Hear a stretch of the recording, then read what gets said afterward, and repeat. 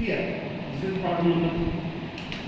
Find the diameter of solid shaft to transmit 35 kW at 230 RPM. The ultimate shear stress for the steel may be taken at 420 megapascal and the factor of safety at 6. If a hollow shaft is to be used in place of the solid shaft, find the inside and outside diameter where the ratio of inside to outside diameter is 0.3. तर problem मध्ये आपला data काय काय दिला बघा.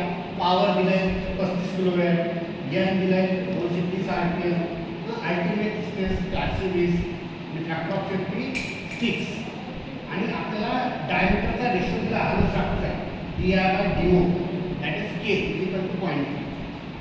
आपल्याला factor of safety दिलेला आहे 6. फॅक्टर ऑफ सेफ्टीचा हा फॉर्म्युला यूज करणार आहोत. Factor of safety equal to ultimate stress divided by shear stress आणि ती ultimate stress 420 factor of safety 6 म्हणजे शियर स्ट्रेस किती आलं 70 न्यूटन पर mm².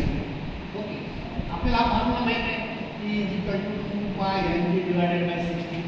त्या फॉर्म्युल्यामध्ये किती ठेवल्या आपण पॉवर 35 × 10³ वॅटमध्ये 2 पाय यांची किंमत ठेवली 230 × t. This is the torque divided by 60. जर हे सॉल्व केलं तर t ची व्हॅल्यू किती आहे 1453.15 न्यूटन मीटर. त्याला काय करायचं आपल्याला mm मध्ये कन्वर्ट करायचं म्हणून आपण 10³ घेऊ. आता आपल्याला दुसरा फॉर्म्युला माहिती आहे E πd³ डिवाइडेड बाय 60 × τ. त्या फॉर्म्युल्यामध्ये काय केलं t ची किंमत जसंच्या तशी ठेवली आपण. पाय d³ टाऊची किंमत आपण जे इथं फाइंड आउट केली टाऊची किंमत 70 ती इथं ठेवली डिवाइडेड बाय 60. ह्याच्यात एकच व्हेरिएबल टर्म आहे म्हणजे d आणि आपण कॅल्क्युलेशन करू d³ ची व्हॅल्यू काढली.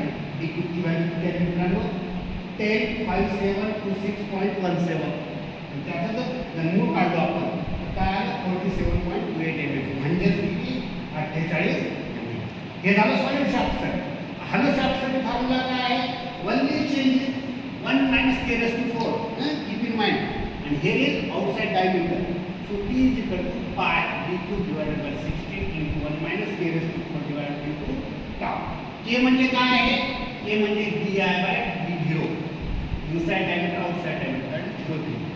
आपण परत व्हॅल्यू ठेवल्या t ची व्हॅल्यू जशाच्या तशी ठेवली ती व्हॅल्यू जशाच्या तशी पाय ठेवली. d0 माहित नाही outside diameter 1 minus k ची व्हॅल्यू माहित आहे a is equal to dy/do is equal to 0.3.